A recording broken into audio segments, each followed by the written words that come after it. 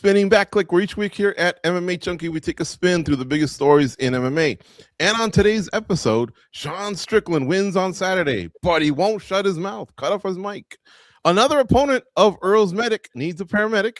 And you know we'll be talking about that spinning back kick on today's Spinning Back Clique. Shout out to Mel Costa. Hello, everyone. Gorgeous George here on the con. Look at the distinguished panel we have for you today. Goes from MMA Junkie Radio here in Las Vegas, the fight capital of the world, down in the 305, Miami. It's Danny Segura from Hablemos MMA.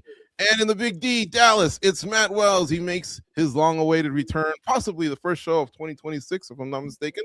Ken Hathaway's on the ones and twos, our MVP producer, also in Las Vegas. Please like the video. Help us get going on that algorithm. And guys, let's get going.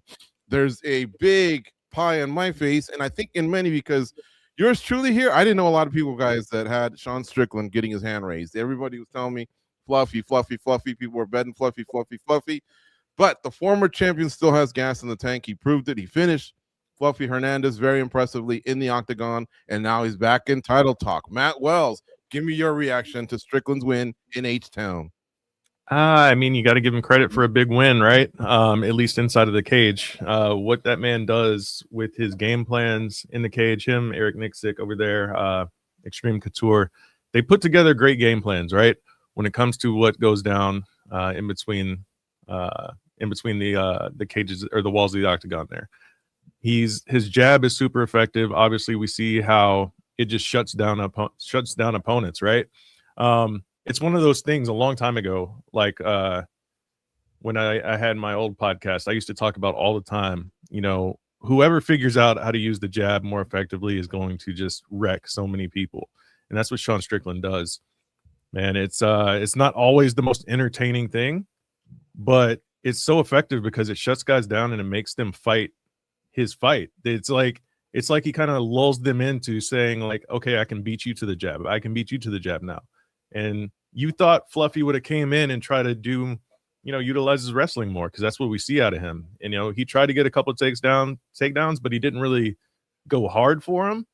He just kind of saw, like, okay, I can't get through on my first entry, and didn't really try to adjust and keep going to him. And Sean was just really effective with that jab, man. It just truly controlled the whole fight. And as we're seeing on that video, that knee to the body, man, really just spelled the end of it, man. It was a good performance for Sean. So you got to give him credit for what he did inside the cage. But, of course, we'll talk about all the other stuff as well, which you can't really give him credit for. Let's go to Miami and Danny Segura. Danny, how about you, man? Were you one of the few that might have had Strickland? Everyone I talked to had Fluffy, man, all day. Your mic, Danny. It was the first time for everything, right?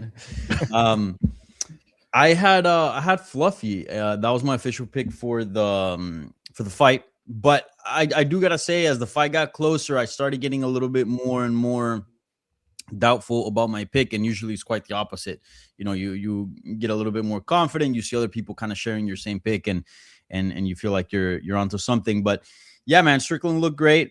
Surprising, given the fact that Fluffy was on a tear and just running through everybody. I thought, at least even in victory, he would get more of a competitive bout, but that wasn't the case. It was pretty much a one-sided beatdown here, and obviously there was a stoppage involved, which it's something we don't see often in Strickland fights. So yeah, it was impressive.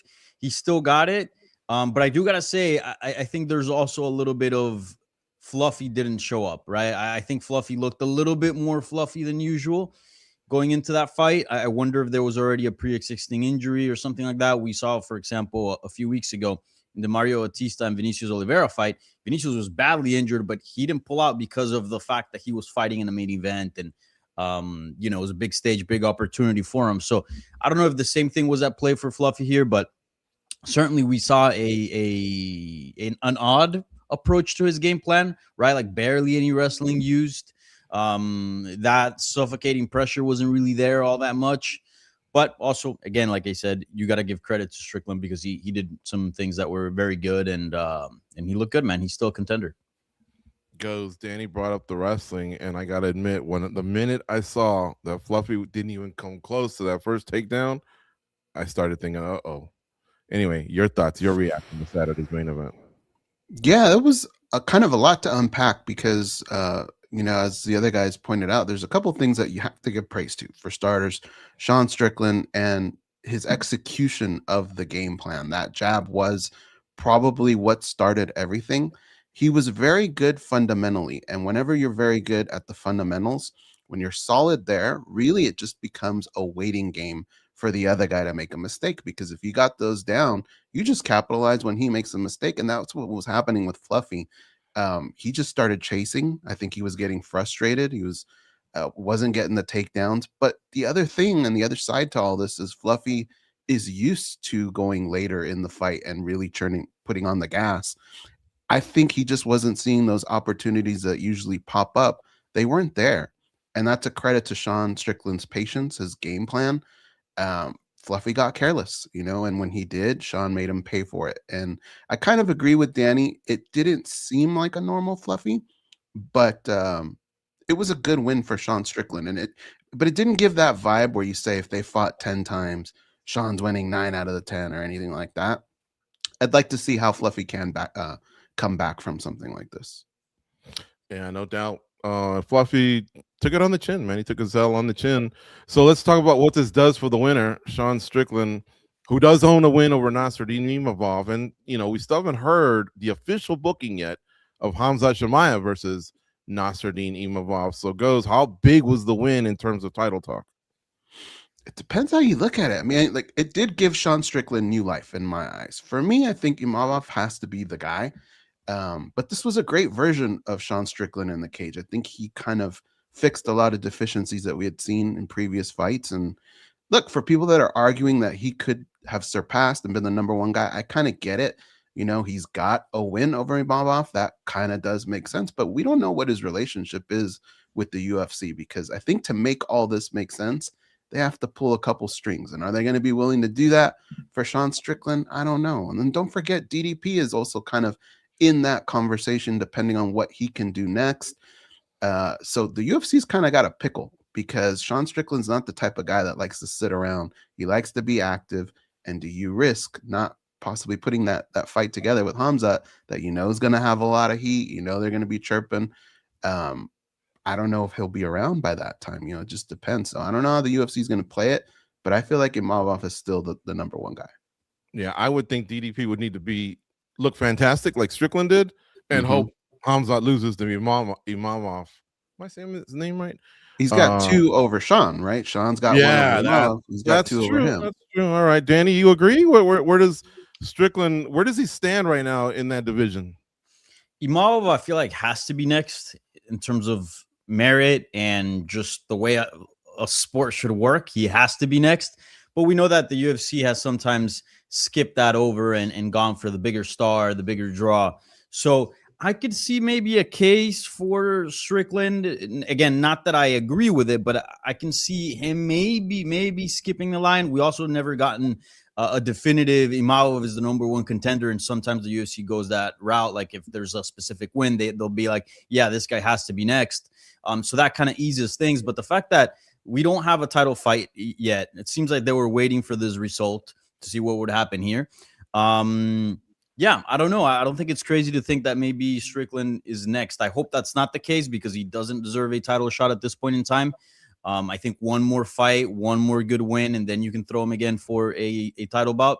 But yeah, let's see what happens. Also, and we'll get into this in a bit, I'm sure, with Strickland's comments and stuff. But I'm also curious as to where does Strickland stand with the UFC, because maybe a year ago or so, they were clearly pushing him and they were clearly behind him.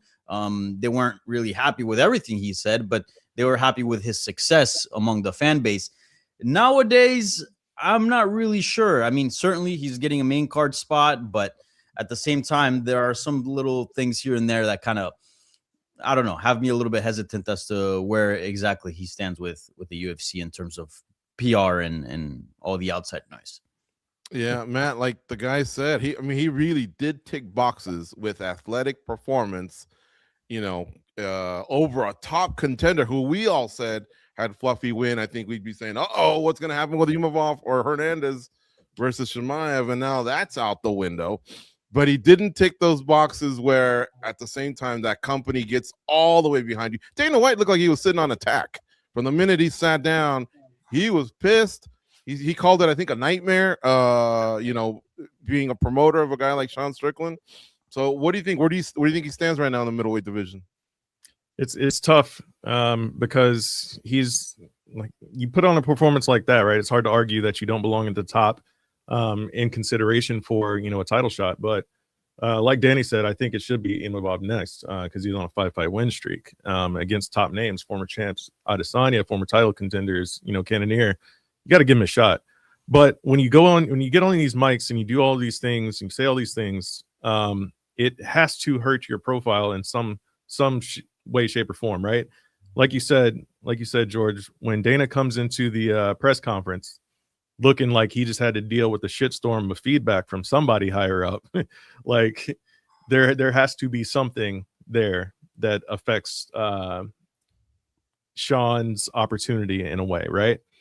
Because you get on the microphone unprompted, you say homophobic things, you say sexist things, you say bigoted things, unprompted a lot of times. And then for Dana to blame the media, that's a whole nother thing as well, right? Like the media didn't tell Sean to say anything.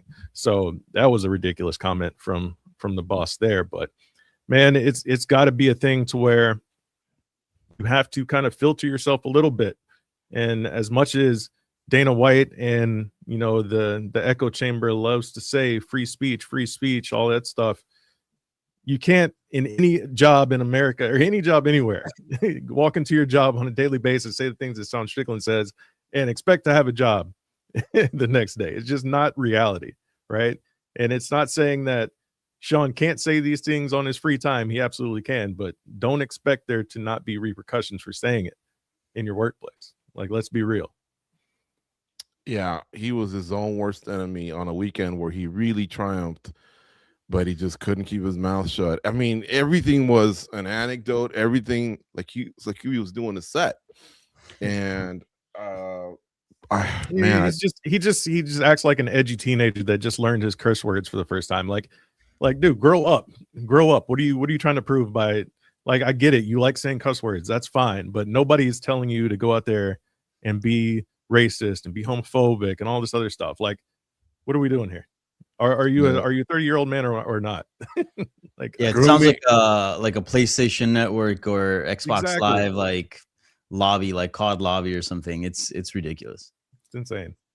And then the grooming accusations at Fluffy's coach. I mean, it was nonstop. Finally, they really did cut off his mic. I joked about that in the intro, but they really did. And let's go back to what Matt said, blaming the media. I went back and listened again. He wasn't specifically asked about Bad Bunny. He was asked a series of current event questions by a media member named Amy. And I have to be honest. I mean, I think obviously she was trying to elicit a reaction. Goes and I used to have, what do we call it, Goes? Fridays with Don Fry? Don Fridays, yeah, okay.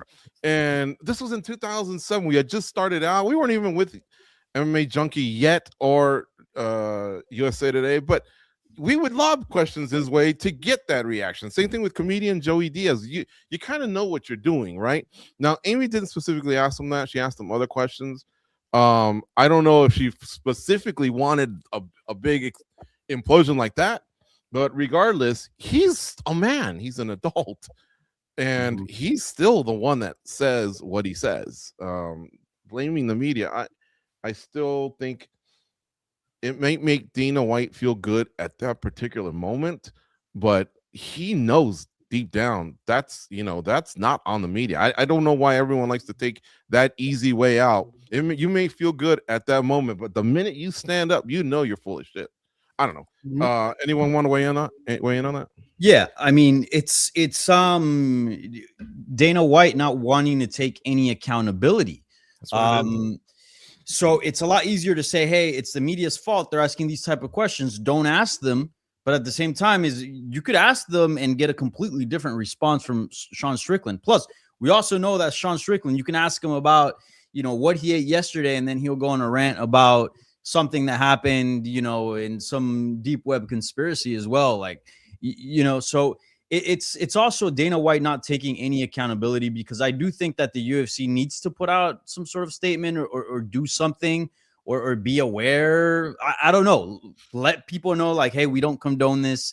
This is not cool. Like Matt well said, like, okay, fine, have whatever worldview you want, right? But there has to be also some respect, right? Like, there has to be, as an adult, you carry yourself and you hold certain things that are personal to you, whether there's some weird viewpoints in the world or whatever. There's certain way you should carry yourself, right? And again, hundreds of thousands, if not millions of people are viewing this in terms of Sean Strickland's comments. So yeah, it's pretty crazy that the UFC kind of just lets it ride, and their response is, hey, media, don't ask those type of questions. Ask him about his training camp, ask him about this. And I'm sure even if we as media stick to those kind of things, he'll find a good way to sneak in something about society today. You can ask him about training and say, yeah, the guy was dry humping me. I mean, anything will turn into some sort of a locker room joke. He really just needs to control himself. But again, the UFC, with that quick finger to point towards the media, I mean, you can do it. Sure, cool. I mean, every Saturday, a group of media is still going to show up and do their job. And but you're not really identifying the problem. And I wish after 25, how many years has Dana White been doing this? Hasn't he figured that out? I think he's figured out a lot of other stuff. He's built $1 billion company, but that part he hasn't figured out yet. It's the easy way out. I think he has figured it out, but it's the easy way to get out of it. Like, I get freedom of speech. I get that. But this is just kind of like, I don't know. It's unprovoked hate, that doesn't really accomplish anything but make the sport kind of look silly in the eyes of others. And you could say, okay, maybe Dana White and the UFC are in a tough spot, but they're the ones that created the environment, right? That environment is created by them, and he flourishes in it. And if you're Dana White, that old argument of, if you don't like it, don't watch it, that doesn't fly anymore. Paramount Plus, they paid $7.7 billion for this. You think they want to hear the head of the company say, don't watch this sport? Dude, they want everyone to watch it. You need to fix that so that everybody can watch it. You can't get away with the whole don't watch this product. And like, I mean, at the end of the day, man, like, as crazy as it sounds, because I think it's all wrong, but if you have to find some kind of middle point or meeting point, just tell the guy, say what you want when you're on your own time. But when you're wearing these 3 letters, when you're at a UFC press conference, when you're at media day, you got to find a way to tone it down a little bit. You got to at least just be somewhat professional. And there's a lot of guys that accomplish being edgy and don't say the things that he says. It's not like it's impossible, but yeah, dude, it's the environment, and we never draw the line. And if we never draw the line's going to keep moving further and further. And it's just really silly that we have to even bring this up. And goes one thing, it's not really free speech, right? It's just the freedom to say like vulgarities and curse words and things like that. Because if you get on the mic and say something critical about the business, or the brand, the UFC, the way that they do business in any way, shape, or form, you best believe you're gonna get some repercussions for that. Yeah. But you can get on the mic and say every curse word in the book, say all these hateful things, like, and it's all good. But to say it's free speech when it's really just free speech that they will tolerate, it's not the same thing. So yeah. let's just get past this, acceptance of letting guys get on the microphone and act like they're, like I said, a middle schooler who just learned their first curse words. Let's move past this, have a little bit of professionalism. Let's not pretend that I get on my feed every single weekend and I see people inside of the bubble or just right on the fringe, casual people say I'm out on the UFC because of what it's turned into, like this far right wing, like echo chamber and all this kind of stuff. I see that more and more every single week. So there's truth to that. And that's just because they've decided to say, hey, we're just going to be completely hands off. We're just going to let everybody say what they want. We're going to pretend that guys don't have to be professionalism, and we're going to throw it under the guise of free speech, when we all know that you can't really say what you want to at all times. It's just not true. Yeah. And the attack on the media, like, look, man, I don't mean disrespect to everyone in the space, but you have to realize that when you look into that media room, it's built of different people from different walks of life, different professions. Like George and I, we didn't go to journalism school. We didn't do that. We're radio hosts, right? We're still members of the media, but there's influencers there. There's a lot of different people, and they're all lumped up under one name. And it would be the equivalent if something crazy happened in Backyard Fights 4, and we told Dana, man, you Ooh, that was a promoters good are event. crazy. You guys are insane. He'd go, I'm not on that level. Why are you saying me? Like, well, you're lumping us all together. We can lump you all together. Like, it just kind of doesn't make sense, you know? Different outlets play by different rules, and to kind of just lump everyone in together, that doesn't make sense. Man, I want to get that VHS. Pull out the VHS. And what's it called? Backyards what? Backyard Brawls 4. I like that. So that sounds like Yeah. Dada 5000, You Masvidal, promoters are Ray, out of your and mind. Kimbo. Mhm. I hear you guys, man. Like I say, I see this guy at Extreme Couture. He works every day, works hard, but he's his own worst enemy. And on a performance like that, where you have certain key wins, it could have really been an incredible triumph. And yet, it may have been one step forward and two steps backwards. And you run out of time. He's 34 now. And there's obviously other fighters. Rainier's going to start coming back. Brendan Allen's had a nice comeback since Fluffy checked them early last year. So, and I'm sure there's going to be some new middleweights. Piper's going to have a chance, against a former champ to also rise. He might be working on his set too. That's what's crazy about our sport is like the only thing Sean Strickland has in his favor is in 1 week's time when we're back here on Monday, we're going to be talking about somebody else that did something crazy. That might be him. Yeah. Guys, how far did Fluffy Hernandez fall? Danny, go ahead. You chime in. All right. Yeah. I just want to offer kind of like an alternate point of view because I do think it's worth considering, right? I do like to check out the comments from time to time on, the UFC's posts, even our own posts as well, just to kind of get a good gauge of what the public is thinking. And, I was watching when allegedly he got his mic cut off. Well, technically he did, but I don't know if it was because of his rant. You look at the comments and a lot of people are furious, claiming free speech. And a lot of people are backing up Sean Strickland and a lot of his claims and a lot of his comments. I would say the majority, actually. I would say that what we're vocalizing right now, we're actually in the minority. So, yeah, I get the whole, 2 steps or 1 step forward, 2 steps back. But is it really like, I don't know. It just seems his star power keeps growing. And there's a big portion of the fan base and the population, the majority, that not only agrees with it, but enjoys the rhetoric, roots for it, wants to see it. If you look at the views of what went viral, like that fight week, it was certainly Strickland's comments, and it wasn't a lot of hate towards Strickland. So I don't know. It is a gross aspect from the MMA community, I would say. But yeah, just kind of throwing that out there because I do think it's worth mentioning kind of what our audience really thinks. I'll say this about that. I knew as soon as they cut it that would be the reaction from a lot of those. Yeah. Free speech. Like, like let him say what he wants. Like, I knew that was going to be a reaction. Like, all of this is super predictable, guys. But when he started making accusations about, pedophilia and, grooming and all that kind of stuff, especially when you're talking about a former fighter, like, yeah, I can see why the UFC would be like, all right, we're done here because you started stepping into legal ground, right? You can get on the mic and say like general, hateful things and not be worried about litigation. But when you start saying things like that, then you cross a different line. And I get why the UFC was like, all right, we got to shut it down right now before this goes too far. Because we know Sean will say one thing and then just keep going and keep going and keep going. And then it gets deeper and deeper. Like, so I get why they did it in that particular instance, but I also understand, like Danny's point, why so many people were like, oh, you got to let him say what he wants to say. It's free speech, blah, blah, blah, because that's what the UFC has groomed all of these people. I don't know if groom's the right word, but that's what they've been saying to all of these people that, hey, we got to be champions of free speech here, even though, again, like I said earlier, that's not actually the case. You know what, though, guys? One thing that we do need to look out for and that we didn't bring up in the whole tirade that he had, don't forget, he kind of came at the UFC, too, about fighter pay. Okay, Who Fighter knows how pay they took that? and the White House started to come up too.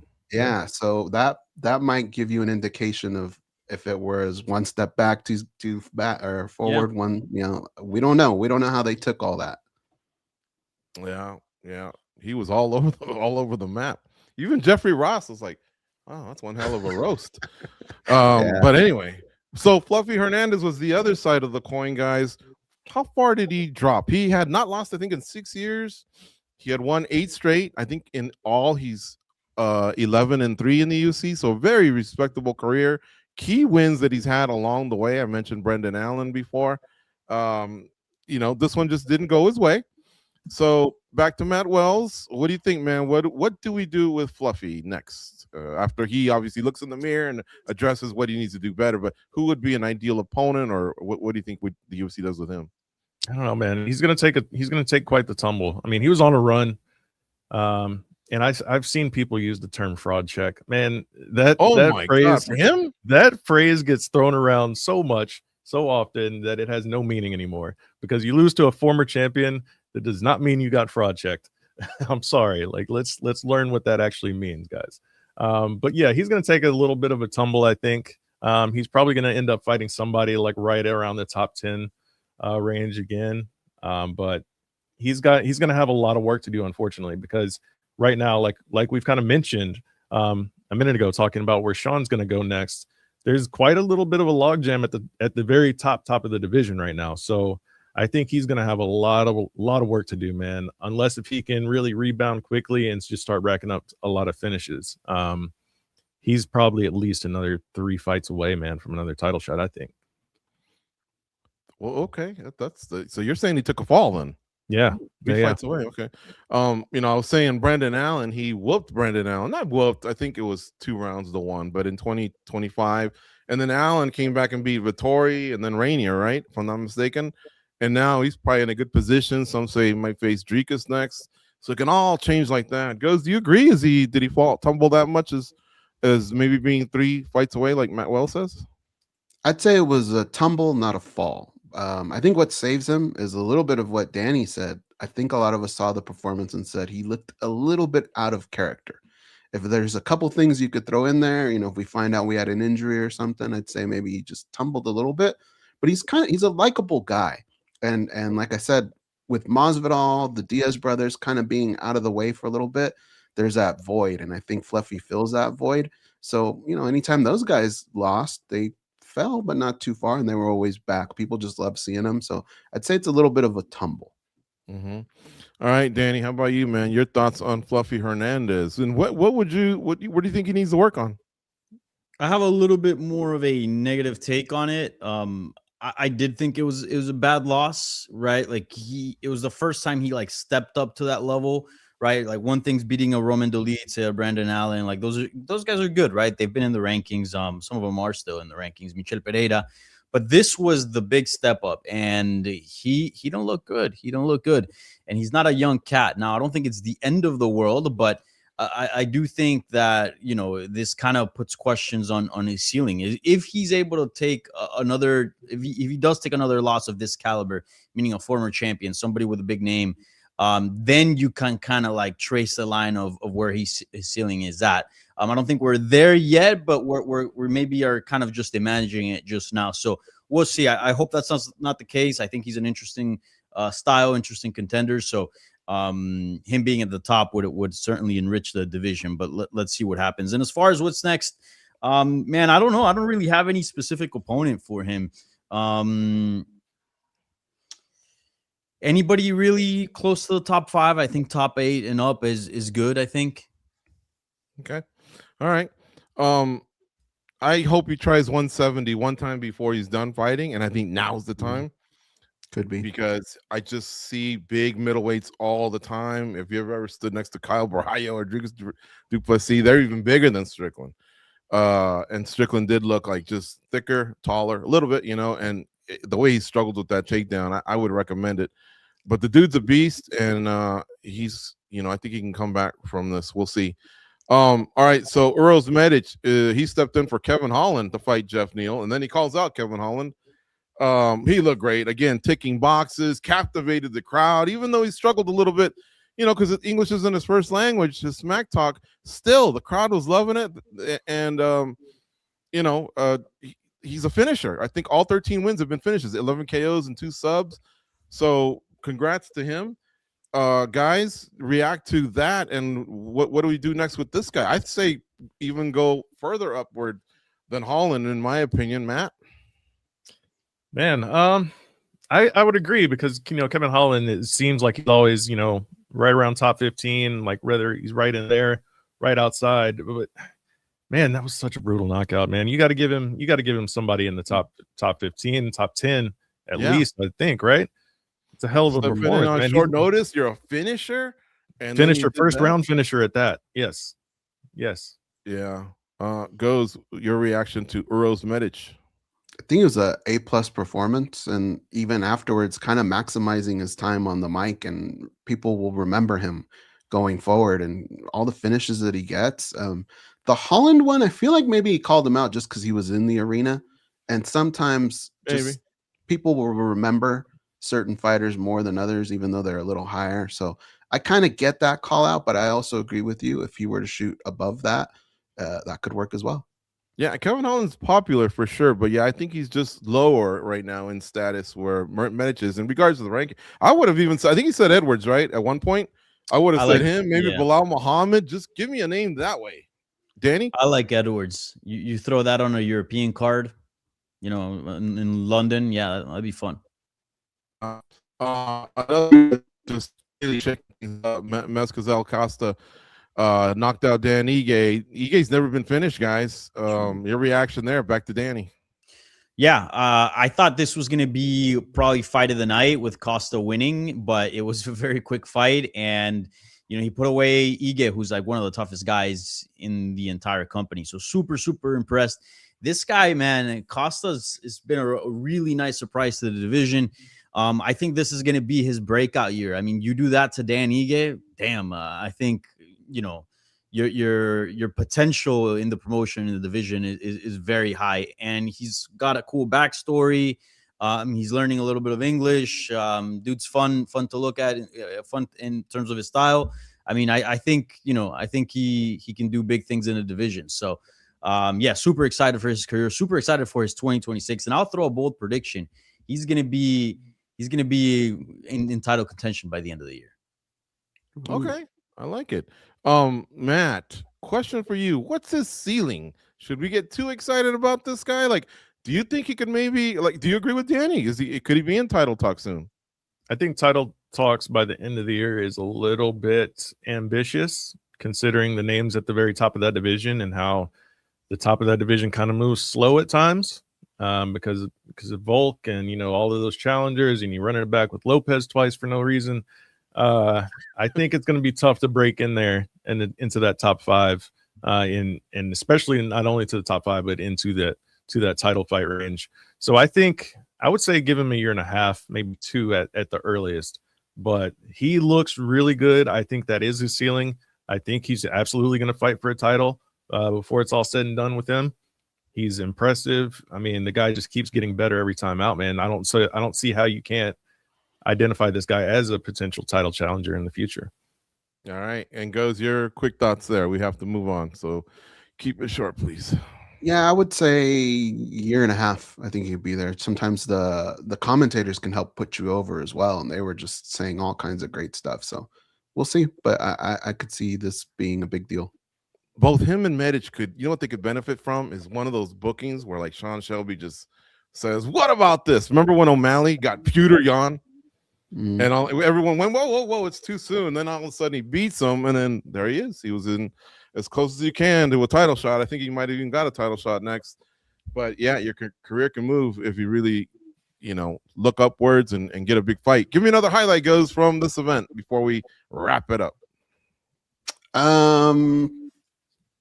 I kind of like Jocelyn Edwards' finish. I know that sounds probably mean, but I haven't seen anything like that in a while. And that girl was in agony, dude. It was a great way to end the fight. Yeah, for sure. I think she's on 4 in a row, the Panamanian. And not only did she get the choke, it looked like the other gal had hurt her her shoulder, if I'm not mistaken. How about you, Matt Wells? What's another highlight from this event that you want to spotlight? Jacoby Smith, man, dude looks phenomenal. 3-0 in the UFC now. He's undefeated, all finishes, insane athleticism, as you see right there in that reversal. This dude, he can be a problem, man. I really did enjoy this performance. A solid, calculated, patient, effective. Dude can be a problem. Should he be reprimanded, Matt? Those were some extra shots there at the end, even after Hadley had gotten in there. Kerry Hadley? Yes, absolutely. Kerry Hadley should be for letting him land 6 unanswered punches while the dude was lying there dead. Well, I would say, yeah, he deserves some blame, but he was in there already when Jacoby still kept unloading, no? Yeah, he got in like 2 more after the fact, but when you're in that mode, you're just firing off. I mean, I get why another 1 or 2 kind of come out.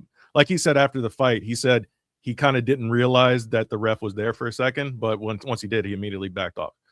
So he was just locked in. He was tunnel vision, but yeah, no, that one's more on Kerry Hadley than it is on Jacoby for sure.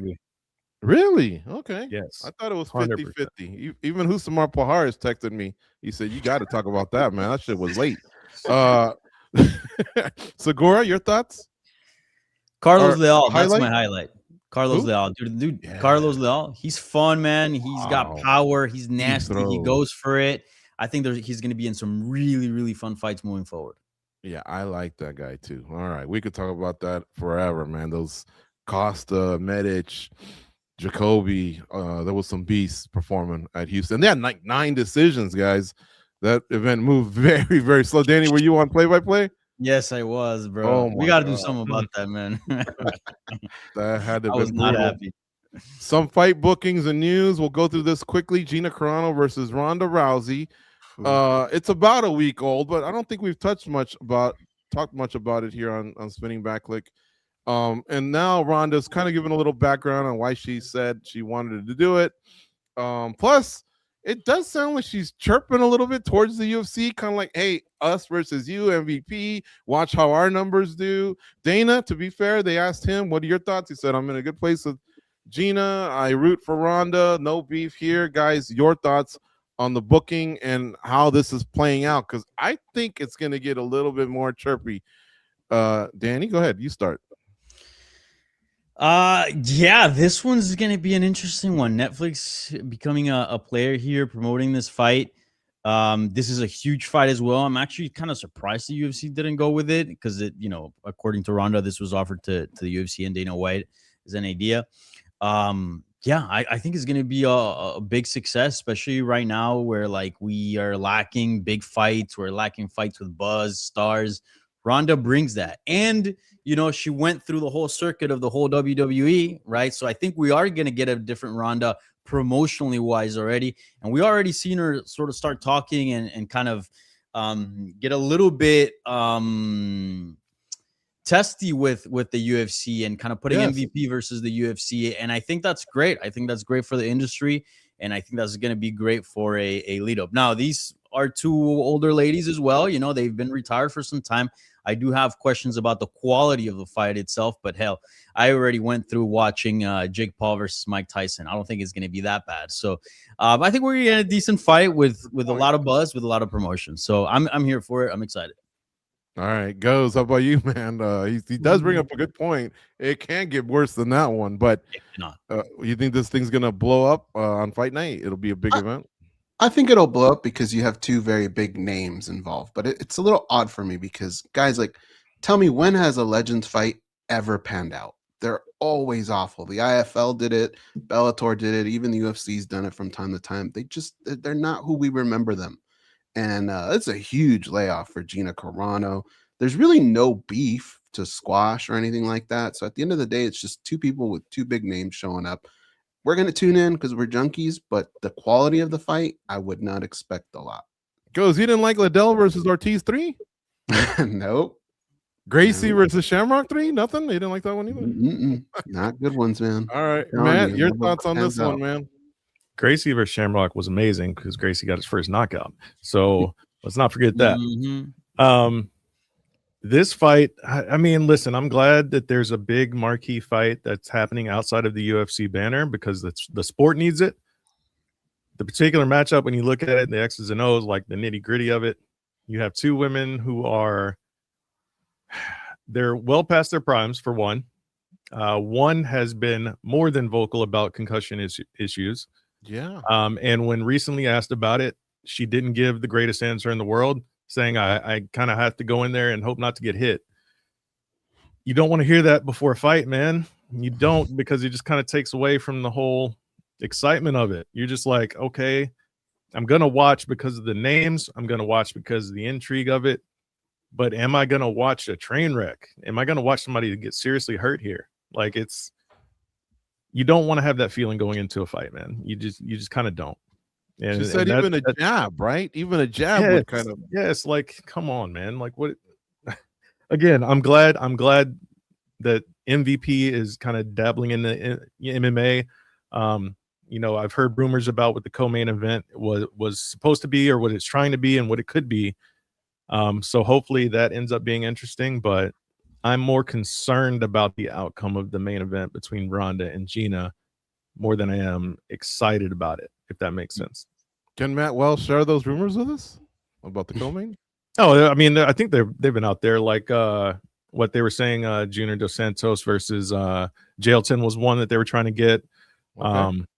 And I believe that I saw somebody saying they're trying to keep JDS on, but the opponent, I don't know who they're trying to get now. But I mean, if they can get a big heavyweight fight, and a big heavyweight fight that actually delivers action in the co-main event, hey, that's JDS something the UFC can't even do right now.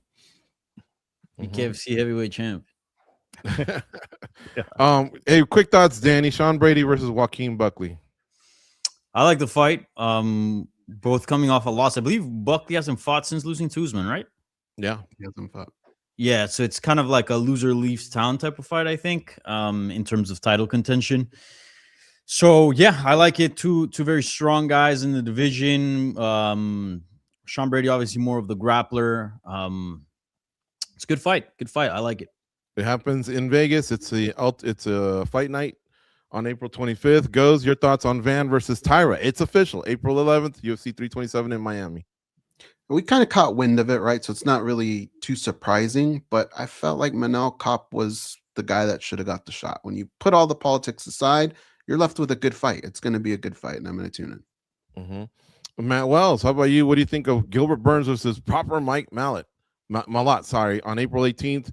It's a fight night in Winnipeg. It's a fight. It's a fight. I mean, you got a hometown. I mean, you got a Canadian guy headlining in Canada. That's what you want, right? Burns is always that test, right? He's like the gatekeeper to the top 5 or the top 10, and I think he enjoys that role now. As his shout out to Burns, man. Career's winding down for sure. I mean, they still talk about. They were talking about it this weekend. His, him and the tough fight he gave Hamzat Chimaev. He's fought them all. Renato Moicano versus Chris Duncan. Danny, your thoughts on that one? It's a fight night in Vegas, April 4th. Yeah, that has low key fight of night vibes. Interesting dynamic too, because they both train at American Top Team. Now American Top Team is huge, so I don't know how much they've trained together, but certainly they know each other.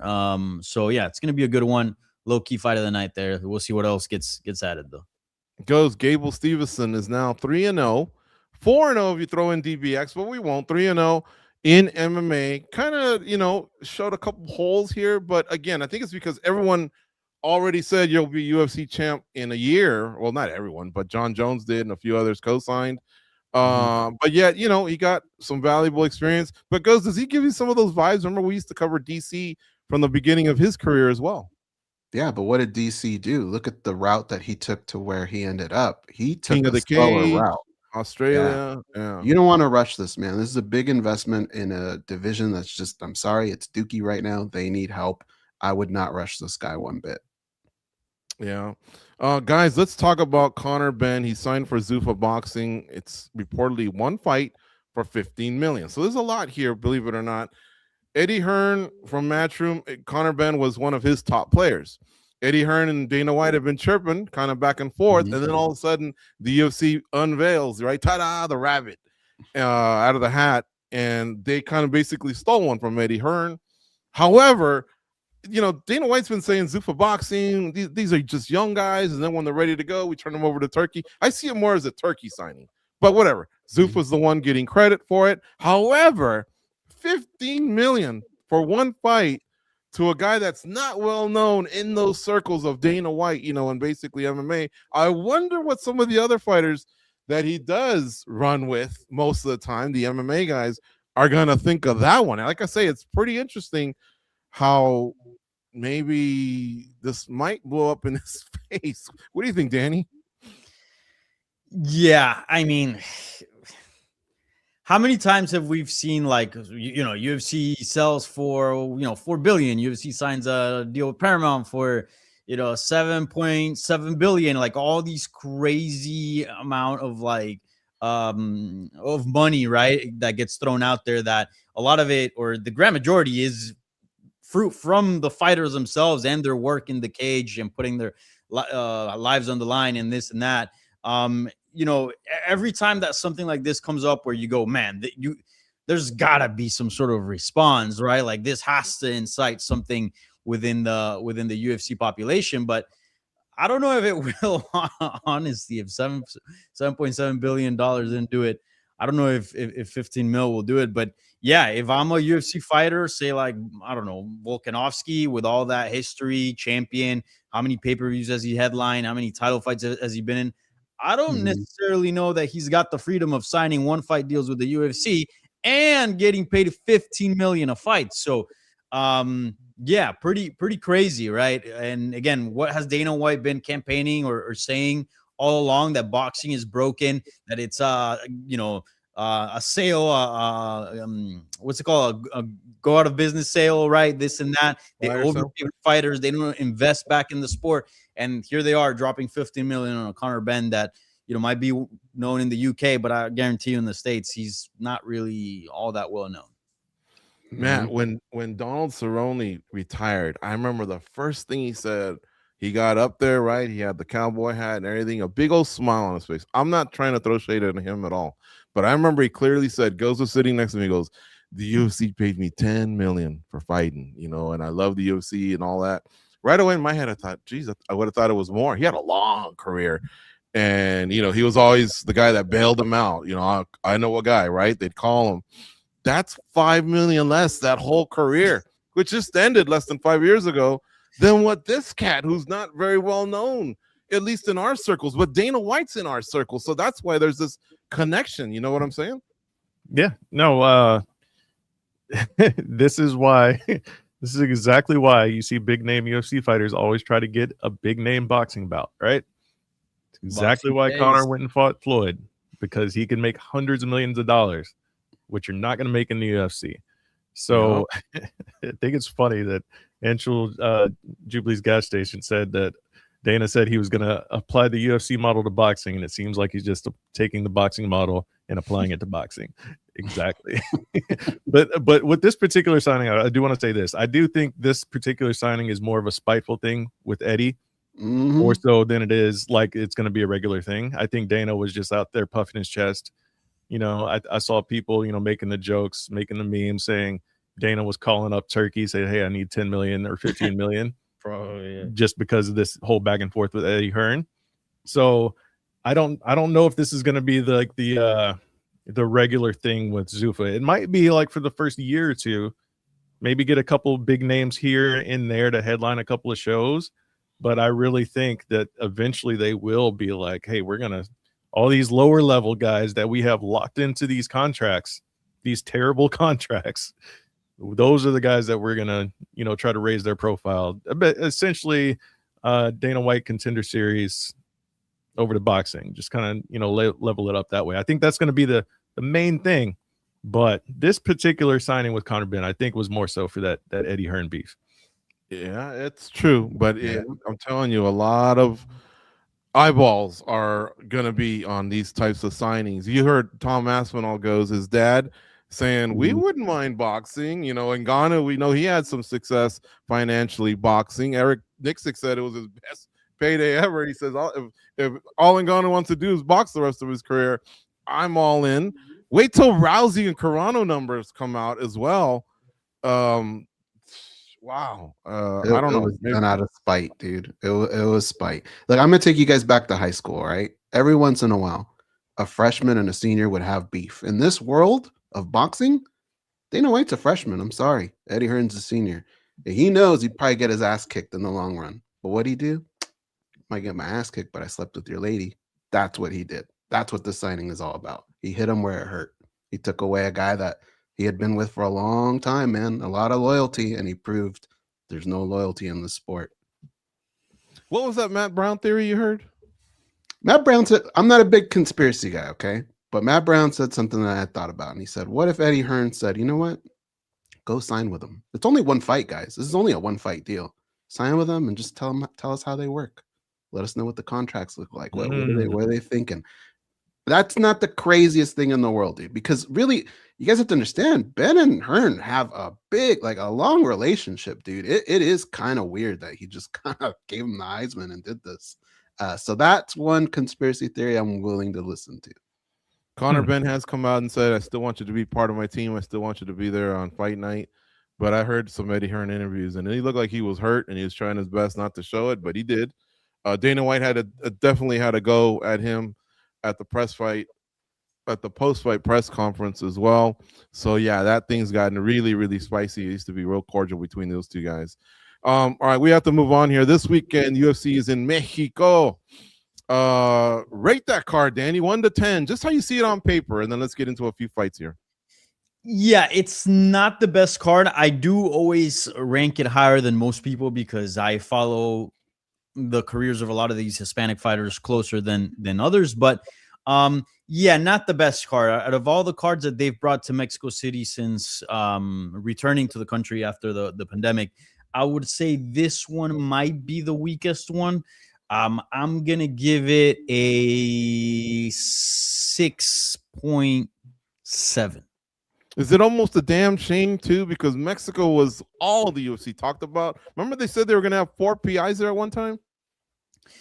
Yeah, I think I've heard rumors about them potentially building a PI over in Guadalajara. That's where Lobo Gym is and where Alexa Grasso trains and all that. I don't know where those talks are now, but yeah, they recently reopened the PI. Remember, it got the sauna caught on fire, so I know fighters have been training there for some time. I got to try this a few weeks ago, and at the time they were about to get the sauna going again in preparation for UFC Mexico. A lot of fighters will be cutting weight and stuff. I do think the card could potentially be one of the better fight nights in terms of action. Don't be surprised if when Sunday rolls around, we're like, man, this card was awesome. And then I'm not out there huffing and puffing with 9 straight decisions in the preliminary card. I think we're going to see some finishes. I think there's fun matchups here. But yes, name value wise on paper, I don't think it's the best card. They better tap the brakes in Guadalajara while Mencho's men are lighting up the city. That's a tragedy, man. They caught one of the biggest cartel people actually in that state. And it's kind of sad what's been happening lately, the reaction. But that's a whole other story. Goes 1 to 10. How do you rate this card on paper? 6.2. Ah, muy bien. You dare to do the same, Matt? How'd you do in Spanish in high school? Terrible. I took French, actually. Okay. Yeah. How would you rate it in French then? Again, it's been years. Yeah. I've been studying Japanese more than anything lately, but Japanese. I think, yeah, let's hear that. No, I'm going to give you guys English because that's what everybody wants to hear right now. But I think it's going to be the exact opposite of the fight night that we just saw, where we got eight decisions. I believe it was 8 total. I think it's going to be at least 8 finishes. Like Danny said, this is an all-action card. A lot of exciting fighters, a lot of guys that go for it, and that's what you want to see, man. It may not be the biggest names in the world, but these are some action fighters on this card, man. Man, I'll stay with you. It's Brandon Moreno versus Lonnie Kavanaugh in the main event. Kavanaugh stepping in for what was it, Asu Almabayev? Yes, right. Yeah. Who got hurt, and of course Kavanaugh, who for Manny's.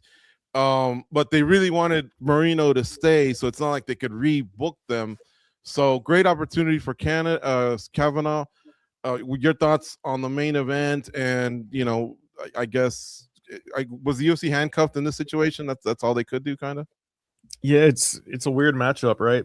But I guess you want to keep the biggest Mexican name on the card in Mexico, so you got to keep Brandon in there against somebody.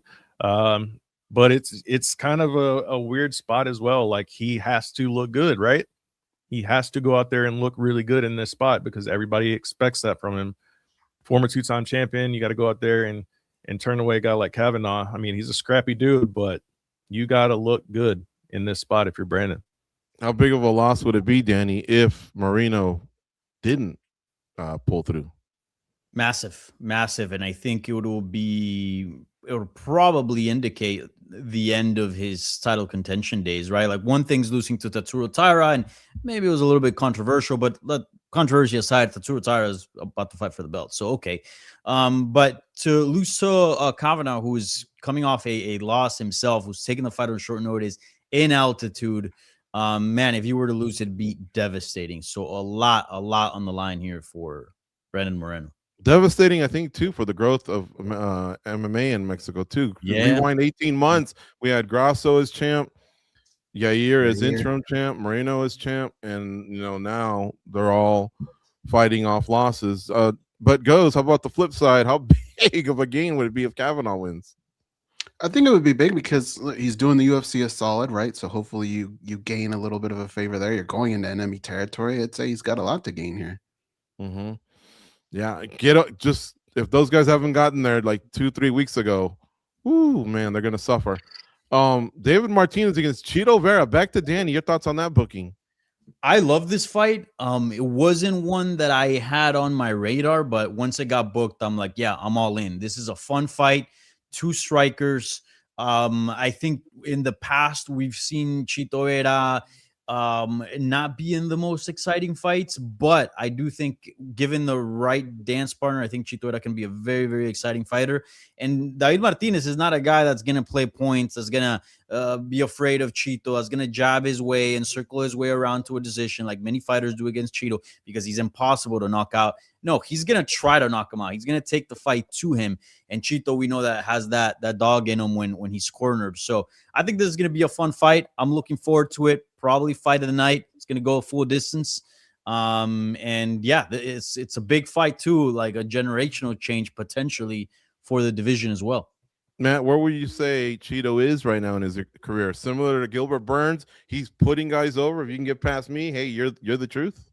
He's putting guys over. He's closer to a full-on jobber than he is a contender at this point. No disrespect. I really like Chito, as he comes off as a person, at least in interviews and stuff. But I think his days fighting, at least against the top competition in that division, are behind him right now. I mean, obviously he can prove me wrong in this fight against a guy like Martinez, who I'm really high on as well. I really like what he's shown so far, but yeah, I don't think he's got many days left around the top of that division. What's the potential for Martinez? Slick kickboxer, man.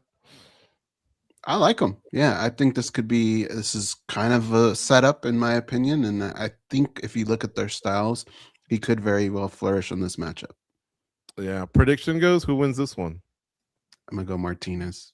I'm not even asking you guys Calvin on Moreno. I think everyone's got Moreno. And if not, check me. How about you? Martinez or Vera, Danny? Martinez decision. Oh, not a knockout. No. Chito has got a great chin. How about you, Matt? Yeah. I'm not sure, honestly. Wasn't somebody just the jobber like 30 seconds ago? I mean, like, as far as like finish or like decision, because Marlon Vera, he can drag fights out. He has that ability, so I'll give him that credit. I think Martinez obviously gets his hand raised, but I don't know if he'll be able to get a finish. You think he becomes the first to stop? You have doubts. You think there's a chance Martinez becomes the first to stop Chito Vera? There is a chance, but I mean, like I said, man, Marlon, he's so durable. He can, like I said, he can drag fights out. It's only 15 minutes. I mean, I don't know. I don't know if there's a finish here. That's what I was kind of racking my brain over there just for a second. But yeah, I think Martinez wins. How? I'm not sure. So do I. I think Bobby Green might get Zellhuber. Zellhuber has shown me he needs a little bit more pop in some of his strikes. Who do you like there? Goes quick. A lot of potential with Zellhuber, but at some point he has to reach it. He's got to match it. And if he fights with the right game plan, I think he could win. But if he falters even a little bit, it's Bobby Green. He needs to get nasty. And how about you, Danny? I got Zellhuber. I think he wins this one. Matt Wells. Yeah, it's a whole year as well. Okay. Again, hopefully Bobby Green got there early, man. It's no joke. The altitude, the air quality, the food and water. You have to get used to it. And guys, real quick, another highlight from this card before we wrap things up goes. Borjas and Rodriguez, I think, can be a lot of fun. Yeah. Okay, I like that one. Some flyweights. Kelvin Borjas has nice hands, but the ground game suffers. How about you, Matt?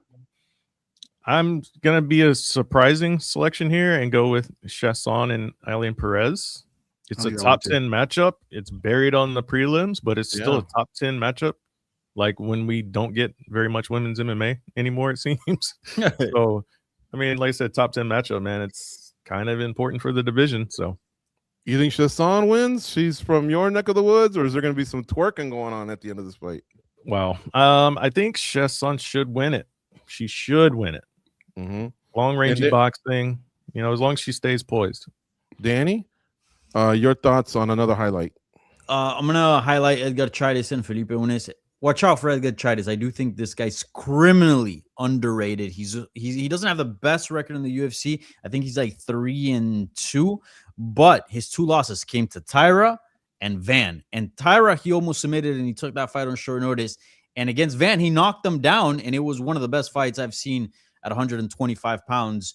I think Edgar Chairez has a ton of potential here, and I think it's going to be a highlight win, and we're going to be talking about him on Monday. And Danny, you got to look as Matt was breaking down Chasson and Perez. Do you agree, or did you have gas? You had a look on you. I had gas. I'm just kidding. No, man. I think Eileen Perez pulls off the decision. She's been in Mexico City for a while now. She's evolved a lot. I think it's gonna be a competitive fight, but I think she beats Chasson. I was there when Chasson won Ultimate Fighter. I thought, wow, she could be a world champion because she can utilize her height and everything. She seems like she's very nasty, but she just hasn't really taken off. But we'll see on Saturday. Don't forget, MMA Junkie always has you covered. We cover all the events. So tune in for obviously all the pre-fight packages that we have, you know, the interviews with the top players. And of course, on fight night, post-fight, everything we got you covered. And every Monday we got you covered here as well on Spinning Back Clique. Noon Eastern, 9 a.m. Pacific. Share it with your friends, please. Like it on social media. Tell everyone about it. We definitely would appreciate that. A thumbs up on the way out would be nice. And we will see you again in 7 days. Go out and be a champion.